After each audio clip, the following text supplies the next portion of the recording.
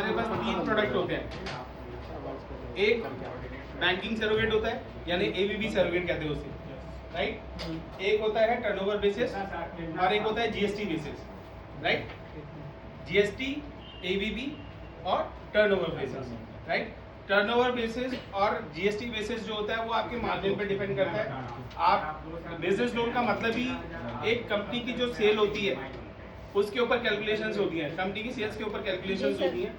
हमारे पास जो भी कंपनी होती है वो किसी ना किसी इंडस्ट्री के अंडर आती है, राइट। कोई भी बिजनेस होगा वो किसी ना किसी इंडस्ट्री के अंडर आता ही आता है। जैसे ट्रेड इंडस्ट्रीज होती है, फूड इंडस्ट्रीज होती है, ऑयल इंडस्ट्रीज होती है, हर तरह की इंडस्ट्रीज है। जो भी हमारा बिजनेस होता है, कोई भी किसी भी तरह का पेपर इंडस्ट्रीज होती है, किसी भी तरह का कोई बिजनेस कर रहा होता है वो किसी ना किसी इंडस्ट्री के अंडर आता ही आता है। और उसके ऊपर एक पर्टिकुलर बैंक, हर अपनी पर्टिकुलर बैंक में एक लिस्ट बना रखी है, मार्जिन लिस्ट कहते हैं उसे। तो उस मार्जिन लिस्ट के अकॉर्डिंगली ही कैलकुलेशन। प्रॉफिट का मार्जिन बोल रहे हैं? हाँ, ओके। प्रॉफिट मार्जिन कहते हैं उसे। प्रॉफिट मार्जिन लिस्ट होती है, यानी कि सपोज करो आपका 2 करोड़ का टर्नओवर है, तो उसमें किसी भी पर्टिकुलर इंडस्ट्री में एक पर्टिकुलर मार्जिन सेट कर रखा होगा बैंक ने कि इस पे 10% का मार्जिन है, या 15% का मार्जिन है, या 5% का मार्जिन है।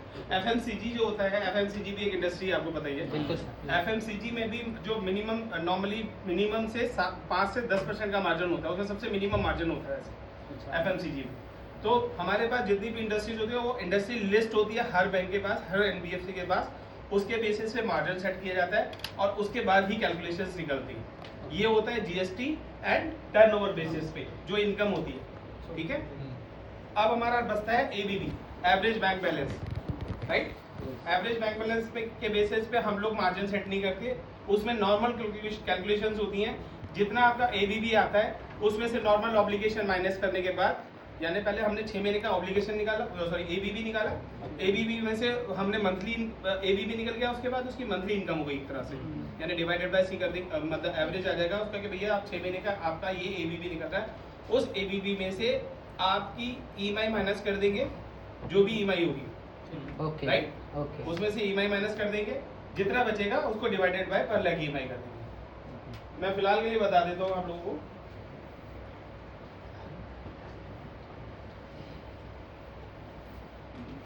जीएसटी सरोगेट,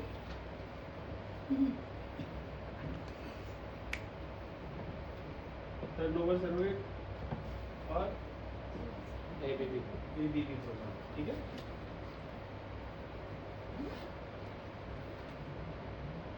जीएसटी सरोगेट, अच्छा पहले मैं पूछना चाहूंगा जीएसटी में और टर्नओवर में डिफरेंस क्या होता है, बता सकता है कोई?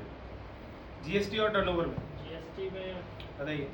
जीएसटी अलग अलग गुड्स के ऊपर अलग अलग टाइप का लग रहा होता है, तो उसके अकॉर्डिंग उसका जितना टैक्स कट रहा है उसके बेसिस दोनों ही टैक्स है, दोनों ही टैक्स है। टर्नओवर जो आपका आईटीआर हो गया, वो टर्नओवर हो गया आपकी टोटल सेल, होल सेल्स पे लगेगा, ठीक है। जो साल की आपकी टोटल सेल है वो टर्नओवर हो गया।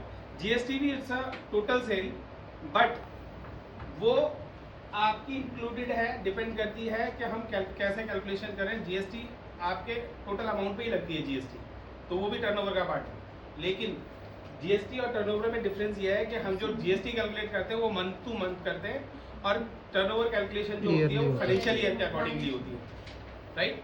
टर्नओवर जो है हमारी मार्च टू अप्रैल देखी जाती है साल की, है ना, मार्च टू अप्रैल देखी जाती है टर्नओवर।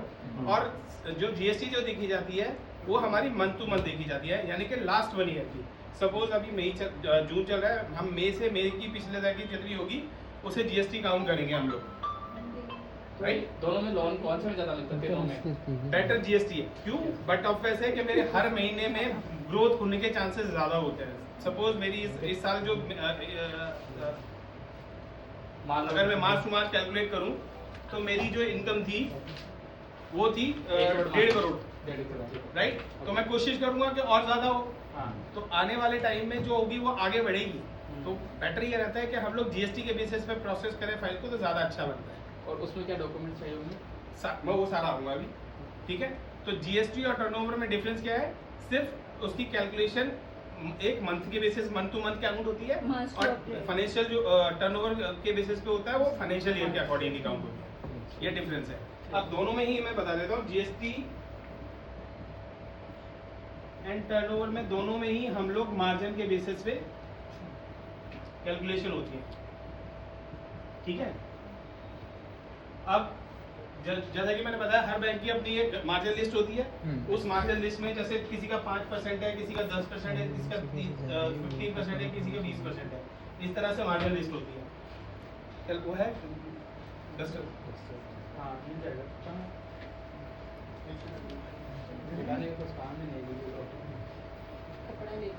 इसमें क्या होता है, जैसे कि सपोज करो मेरा टर्नओवर है, हम कैलकुलेशन करते कैसे हैं, जीएसटी पे या फिर टर्नओवर पे कैलकुलेशन कैसे करते हैं, उसको एनुअल इनकम को मंथली में कन्वर्ट करना पड़ता है, कपड़ा दे दो कोई। तब जाके उसको मंथली इनकम निकाल के उसमें से ऑब्लिगेशन माइनस करके जितना बचता है उसको डिवाइडेड बाय पर लाख ईएमआई करते हैं, राइट। सपोज मेरी 1 करोड़ की इनकम है, हाँ है ना, 1 करोड़ की इनकम है और उसपे मेरा मार्जिन लगा हुआ है 10% का, तो मेरी साल की इनकम कितनी होगी 10% के हिसाब से, मतलब 1 लाख रुपए हो गया।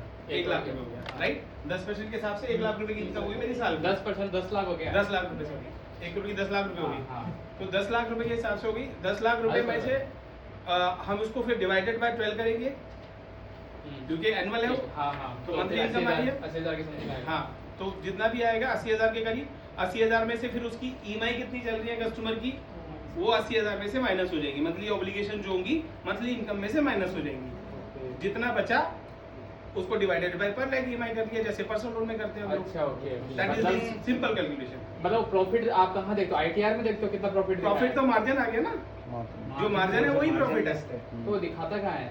नेट प्रॉफिट आपकी आईटीआर में दिखाएगा। अच्छा वही मैं कह रहा हूँ, बैलेंस शीट वगैरह में नहीं, बैलेंस शीट में तो आपकी टोटल डिटेल्स आ जाती हैं। सबसे पहले जो एक्नॉलेजमेंट पेज, अच्छा, मतलब आप एक्नॉलेजमेंट PNL का बोल रहे हो। पेज होता है ना सबसे पहले आगे, उसमें नेट प्रॉफिट लिखा होता है। पीएनएल वाले में?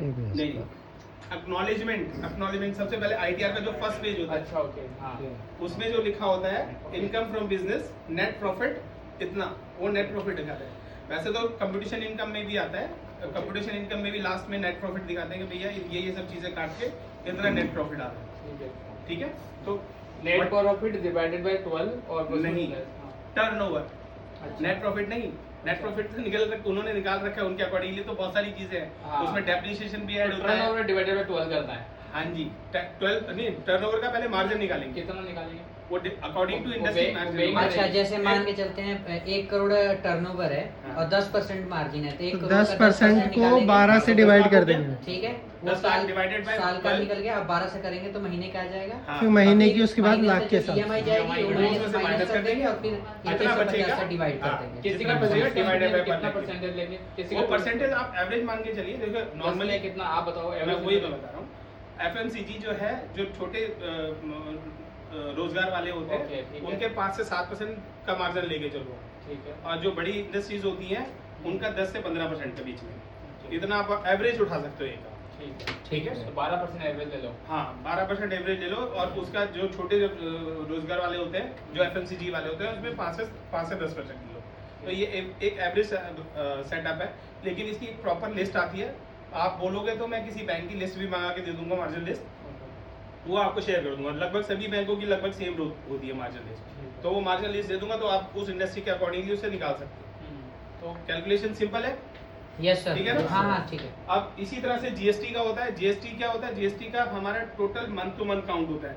अगर मेरी मार्च टू अप्रैल मेरा टर्नओवर 1 करोड़ आया है, तो जीएसटी का टर्नओवर मेरा मंथ टू मंथ होगा, यानी कि मई से मई काउंट होगा। यानी कि अभी मई चल रहा है, तो मैं पीछे की इनकम नहीं उठाऊंगा, मैं आगे की इनकम उठाऊंगा, मई टू मई की, राइट। तो बट ऑफ से जीएसटी में ज्यादा आएगा टर्नओवर।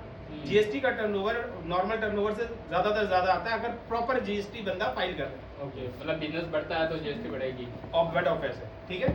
तो वही जीएसटी का नंबर्स हम उसी मार्जिन के बेसिस पे कैलकुलेशंस करेंगे। उसका मार्जिन निकालने के बाद, उसका डिवाइडेड बाय 12 मंथली इनकम निकालने के बाद, मंथली इनकम में से ऑब्लिगेशन माइनस करने के बाद जो अमाउंट बचेगा उसे डिवाइडेड बाय पर लाख ईएमआई। तो सिंपल आपका कैलकुलेशन अमाउंट आ जाएगा। ठीक है सर, ठीक है। क्लियर है? हाँ हाँ। अब इसी तरह से हम एबीपी पे आते हैं। एबीपी में आप लोग अपने पर्सनल लोन का भी निकालते होंगे, एवरेज बैंक हाँ, का हाँ, निकालते हैं ना। तो जो भी इसका भी 6 महीने का हम एबीपी निकालते हैं। एबीपी जो आता है उसको हम डिवाइडेड बाय 6 करते हैं, मंथली इनकम आ जाती है।